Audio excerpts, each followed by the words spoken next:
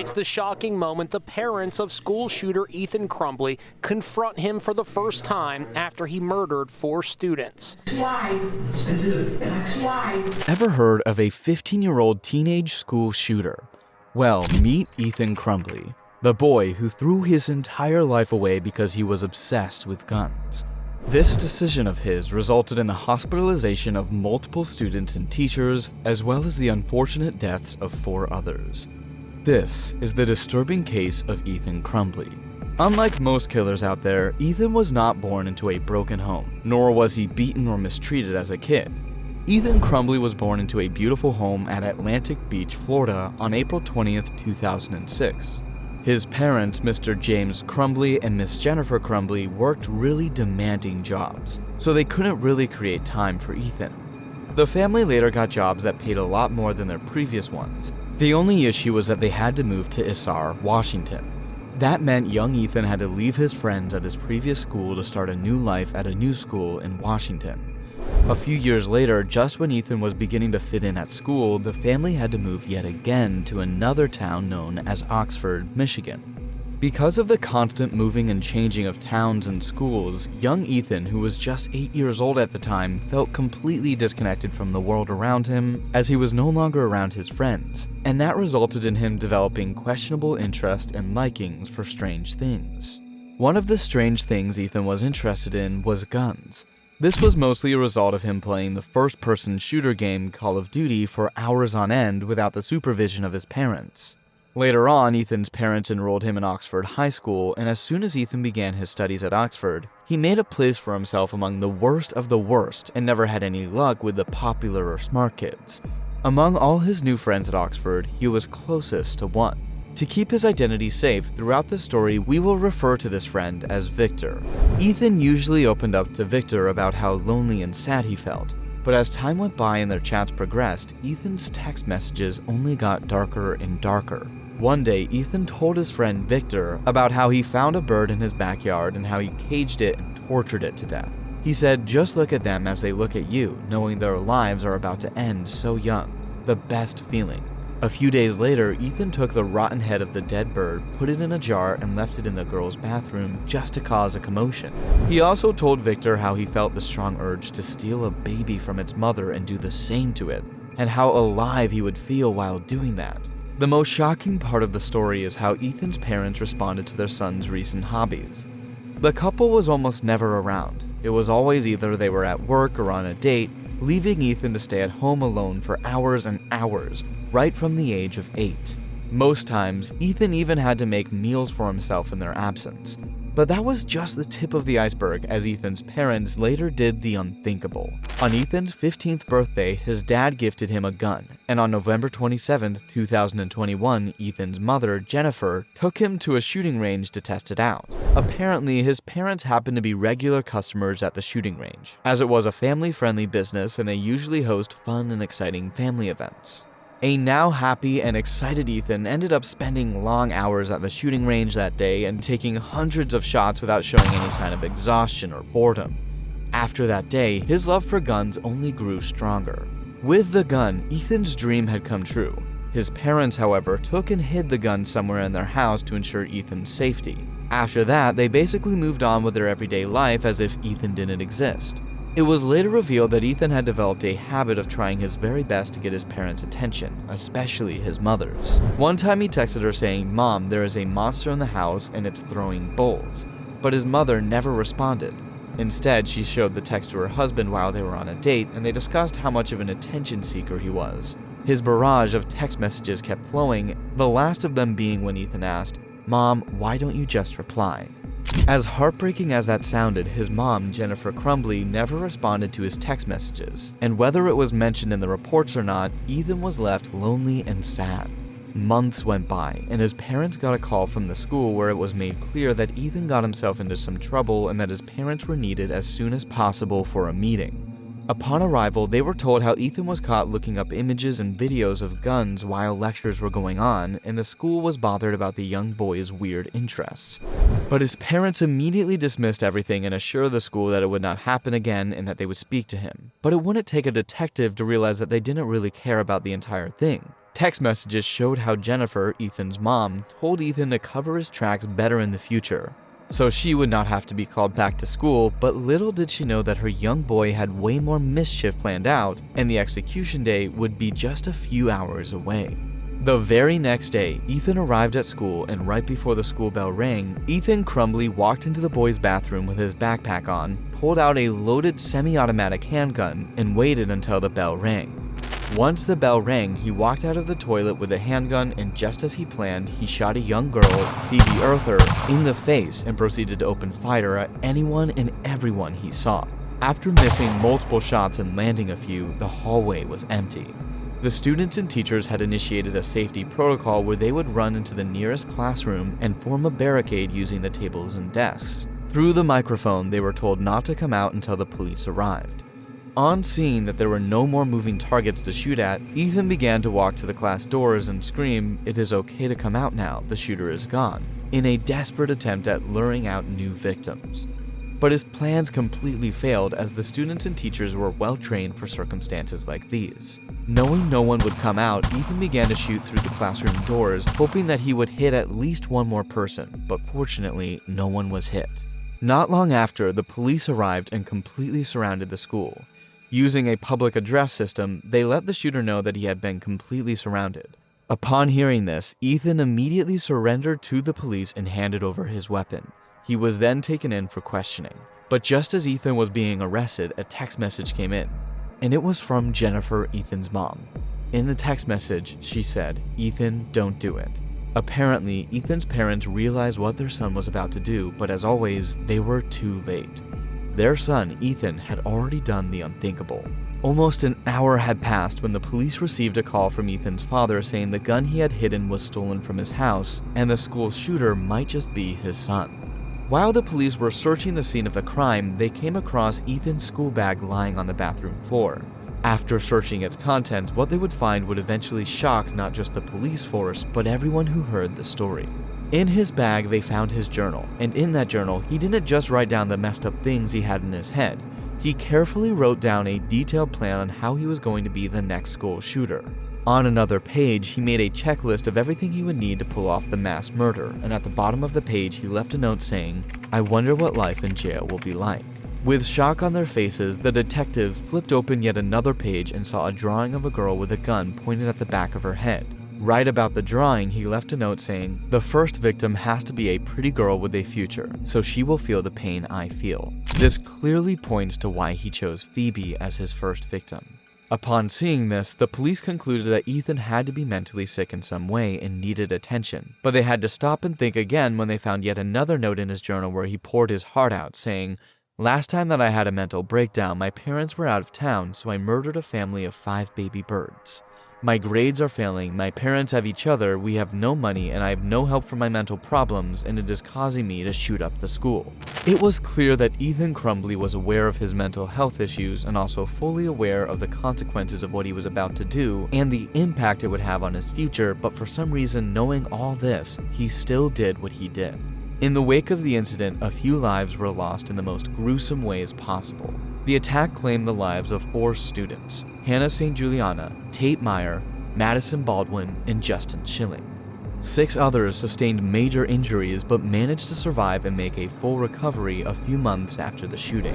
In the aftermath of the attack, the community of Oxford, Michigan, and the nation as a whole mourned the loss of these young lives and struggled with the senseless violence that had shattered their sense of security. The incident reignited debates about gun control, mental health awareness, and school safety measures, prompting calls for action to prevent similar tragedies in the future. While authorities investigated the events leading up to the attack, questions remained about how Ethan Crumbley's plans went unnoticed and what could have been done to prevent such a horrific act of violence. While Ethan was in police custody, his parents were contacted and asked to turn themselves in on an appointed day. On that day, Ethan's parents were nowhere to be found, and when the authorities checked their house, they realized that the couple had fled and were on the run. With the couple on the run, posters were pasted on street walls and all over the news, and a $10,000 prize was placed on each of their heads. It was made clear that whoever found them and notified the police would receive the prize money. Just 3 days after they fled, a business owner called the police and told them that the couple had just parked in front of his store. With this news, the runaway couple was apprehended and kept in a jail cell to await trial. During the trial, right before the sentencing, Ethan Crumbley told the judge, "I am a really bad person. I have done terrible things that no one should ever do. Whatever the sentence handed down," he added, "I do plan to be better." Ethan Crumbley became the first minor to receive an original sentence of life without the possibility of parole following a 2012 U.S. Supreme Court ruling that found sentencing a child to life without parole is excessive for all but rare offenders. He was 15 when he committed the gruesome attack. The sentence capped an emotional hours-long hearing that began with a statement from the mother of shooting victim Madison Baldwin, who was 17 at the time she passed. She was a high school senior who did not live to graduate in 2021. Nicole Beausoleil, the victim's mother, calmly described seeing her daughter's lifeless body in a steel room on a cold gurney, her fingernails blue and her hair smeared with blood. "That is not my daughter," Nicole Beausoleil recalled thinking as she delivered the first victim impact statement at the sentencing hearing. Madison was far from lifeless. Beausoleil said she had to be dragged away, screaming like a toddler from the sight of her daughter's body. The scream, she said, should have shattered the glass, separating her from her daughter's body one day after the shooting. "She is the light when you need it most," Beausoleil said of her late daughter. "When the world gets dark, she's the star."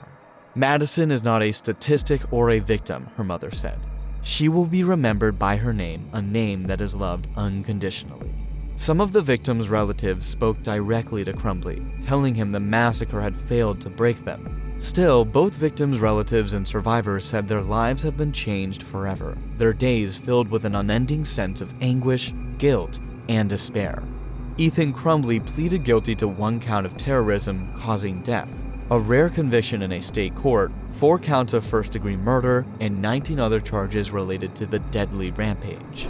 The sentencing came less than 2 months after a judge ruled the teen was eligible for the harshest possible punishment in Michigan, noting Ethan Crumbley's long obsession with violence made rehabilitation unlikely.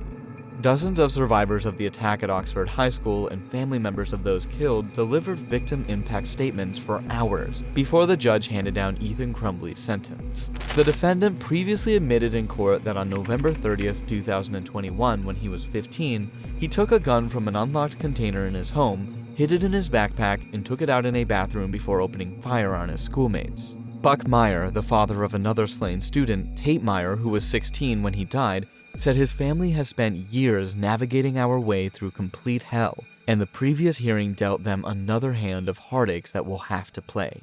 As we navigate these treacherous waters, we try to honor Tate because we know he's looking down on us, Meyer said. And I know he's not very proud of how his dad is handling this, but his dad's fighting, his mom's fighting, and his brothers are fighting. His family wants the shooter to spend his life rotting in his cell, Meyer said. "What you stole from us is not replaceable, but what we won't let you steal from us is a life of normalcy. And we'll find a way to get there through forgiveness and through putting good into this world," he said. Jill Suave, the mother of one of the victims, Justin Schilling, told Ethan Crumbley that her son would have been your friend if you had only asked him. "If you were that lonely, that miserable, that lost, and you really needed a friend, Justin would have been your friend," she said. Ethan Crumbley caused terror and pain that day, Jill Suave said, "but you did not destroy us." The defendant kept his head down as she spoke. Ethan Crumbley sat in court on Thursday, July 27, 2023 in Pontiac, Michigan, as Oakland County Judge Kwame Rowe heard evidence to help him decide whether Ethan Crumbley, the teen who killed 4 students and injured 6 others and a teacher in November 2021 at Oxford High School, should be sentenced to prison without the chance of parole. In an audio recording, Ethan Crumbley can be heard the night before the carnage saying, "I'm going to have so much fun." Justin's father, Craig Schilling, told the court that preparing his statement was the hardest thing he's ever had to write. "These days, there's not much happiness in the holidays. Birthdays and those milestone days don't carry the special feeling they always used to," he said. "The pain his family endures cannot be put into words," said Schilling, adding that he suffers from post-traumatic stress disorder and struggles to get out of bed most days.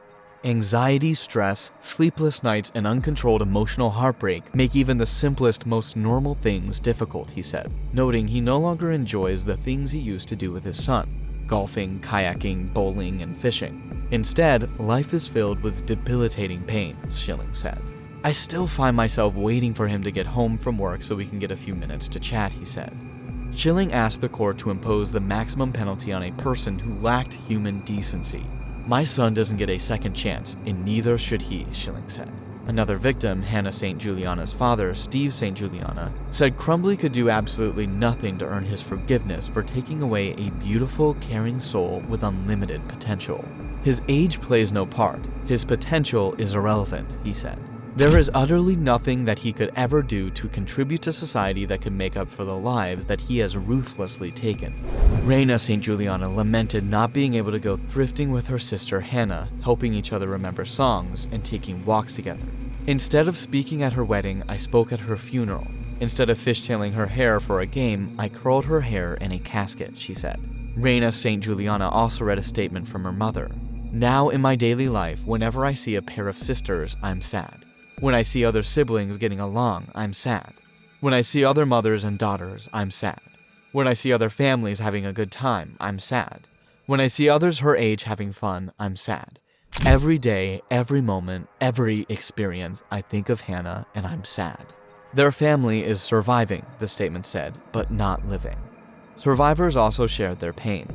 Molly Darnell, an educator who was shot that day, told Crumbley he did not have the power to destroy who I am. "I am the writer of my own story," she said.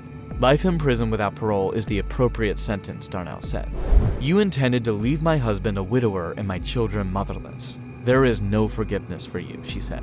"But I have found that I do not need to forgive you to live a life full of kindness and compassion for both myself and others." Oxford High student Kylie Osage told the court that the school day started like any other, and then she heard what sounded like a balloon popping. She recalled falling to the ground and hearing screams. People were running. She realized she had been shot. "I thought I was going to die." Before my 5th hour class, me and my dear friend Riley Franz and I were standing in the hallway socializing with our peers, and all of a sudden I thought a balloon popped. I turned and I fell right to the ground. I remember hearing screams. I saw running, but I couldn't run. Osage said her legs weren't moving. Under her cheek, the blood-soaked carpet felt warm and made a squishing sound. She realized Hannah was groaning nearby. "Someone will come help us," she told her dying classmate. "Don't worry, just keep breathing. Just please stay with me." Osage repeated her mother's phone number and solved math problems in her head to make sure my brain was functioning and she was still alive. Riley Franz, another survivor who was wounded, said she mourns the person I used to be. "Now when I sit at school, I feel anxious, checking for all my exits, highly in tune with all movements inside and outside the classroom, flinching at every sound from walking upstairs to a pencil dropping and counting down the minutes until I feel that I can breathe again," she said. Keegan Gregory, who was trapped in a bathroom at one point with the shooter and Justin Schilling, recalled his classmate getting shot and saying, "I couldn't do anything about it. I felt then and still feel now the guilt of surviving," he said. "I know that if it wasn't Justin's life that was taken, it could have been mine, and I'm forever grateful." Madeline Johnson recalled walking with Madison, her best friend, the morning of the shooting. They split to go to class. They said goodbye and parted ways. "I didn't think that the bye was going to be permanent," Johnson told the court Friday. "The gunfire erupted. The pattern of the shots plays out in Johnson's head every day," she said. She blames herself for leaving her best friend that day. As their son's fate was being decided, Crumbley's parents patiently waited for their own criminal trial. Jennifer and James Crumbley had been charged with 4 counts of involuntary manslaughter and they pleaded not guilty. According to court records, Crumbley's parents were denied access to attend the last hearing for their son. Prosecutors said the couple gave their son easy access to a gun and disregarded signs he was a threat. The parents allegedly ignored Crumbley's request for mental health treatment after the teen said he needed help, according to an opinion written by a panel of judges. The parents argued the charges have no legal justification and they should not be held responsible for their son's killings. James Crumbley purchased the gun used in the shooting just 4 days before the deadly attack, prosecutors said. When Roe ruled Crumbley was eligible for a sentence of life without parole, the judge noted the teen's unstable home environment and the failure of his parents to take his mental health seriously. But Roe called the defendant the sole participant in the mass shooting, methodically walking through the school, picking and choosing who was going to die, and determined to kill the innocent. The judge cited Crumbley's disturbing writings and documented violence against animals and noted the defendant had bypassed technical security on a jail tablet to watch graphic, violent content online. Oakland County prosecutors and Crumbley's defense team presented evidence that summer at a so-called Miller hearing required when prosecutors seek a life sentence without the possibility of parole for a minor defendant. The state argued that the premeditation of Crumbley's attack justified a finite life sentence. Prosecutors played audio messages in court in which the teen said, "I'm going to be the next school shooter," and that he would have so much fun. The defense asked the court to consider mitigating factors like Ethan Crumbley's difficult home life and his ignored pleas for mental health treatment. The defense asked that Ethan Crumbley be given a chance at rehabilitation, with a parole board ultimately determining his progress. Ethan Crumbley had originally pleaded not guilty to the charges, but later changed his plea. His defense team had previously filed a notice of an insanity defense for the teen, but decided a guilty plea was in his best interest, according to Crumbley's attorney. After a lot of back and forth, the court sentenced Ethan Crumbley to a lifetime in prison without parole. And as for his parents, they were sentenced to 15 years in prison for involuntary manslaughter, ending the tragic story of the Crumbley family. That brings us to the end of this tragic tale. If you learned anything from the video, let us know in the comments. Make sure to leave a like and subscribe to our channel so you won't miss the next one. Thanks for watching, and see you next time.